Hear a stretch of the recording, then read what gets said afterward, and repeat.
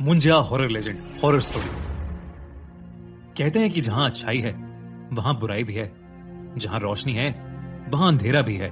वैसे ही अगर देव है तो असुर भी।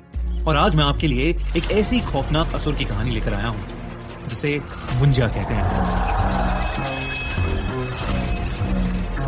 रिसेंटली मैंने एक नई मूवी मुंजा का ट्रेलर देखा, जिसे देखकर मैं बड़ा इंप्रेस हो गया। पहले तो मुझे लगा ये कोई फिक्शनल कैरेक्टर है, लेकिन जब मैंने मुंजा के बारे में रिसर्च की तो मुझे पता लगा कि वो कितना भयानक है। ये कहानी अभिनव और जय की है, जो बचपन से ही बहुत अच्छे दोस्त थे। दोनों महाराष्ट्र के एक छोटे से शहर में पैदा हुए थे और समुद्र किनारे बसे उसी शहर में बड़े हुए थे। पर आज का दिन कुछ अलग था।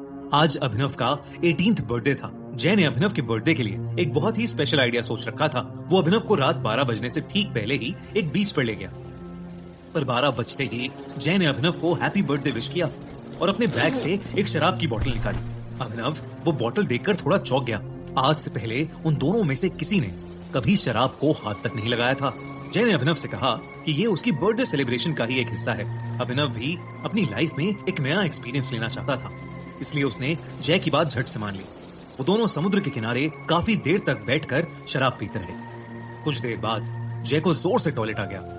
वो उठकर एक पेड़ के पास टॉयलेट करने चला गया, लेकिन नशे में धुत जय ने यह देखा ही नहीं कि वो पेड़ कोई आम पेड़ नहीं, बल्कि एक पीपल का पेड़ था। टॉयलेट करते हुए अचानक से जय के सर पर एक पत्थर आ पड़ा। जय ने पेड़ की तरफ सर उठाकर देखा तो उसे वहां कोई नहीं दिखा। इतने में अभिनव भी उस पेड़ के पास आ गया। उसके हाथ में एक खाली बोतल थी और उसने मजाक में उस बोतल को जोर से जय के पास फेंका। वो बोतल सीधा उस पीपल के पेड़ पर जा लगी और उसके टुकड़े टुकड़े हो गए। और उस बोतल के पेड़ पर लगते ही एक अजीब सी आवाज आई, ऐसी आवाज जैसे कोई जानवर गुस्से में गुर्रा रहा हो। 1 मिनट के लिए अभिनव और जय दोनों ही शांत हो गए, लेकिन कुछ ही पलों बाद वो आवाज आना बंद हो गई। तभी अचानक से जय ने नीचे पड़े टूटे हुए कांच के टुकड़ों में से एक पीस उठाया और उस पेड़ के तने पर कांच के टुकड़े से अपने और अभिनव के नाम के फर्स्ट लेटर्स लिख दिए, ए जे।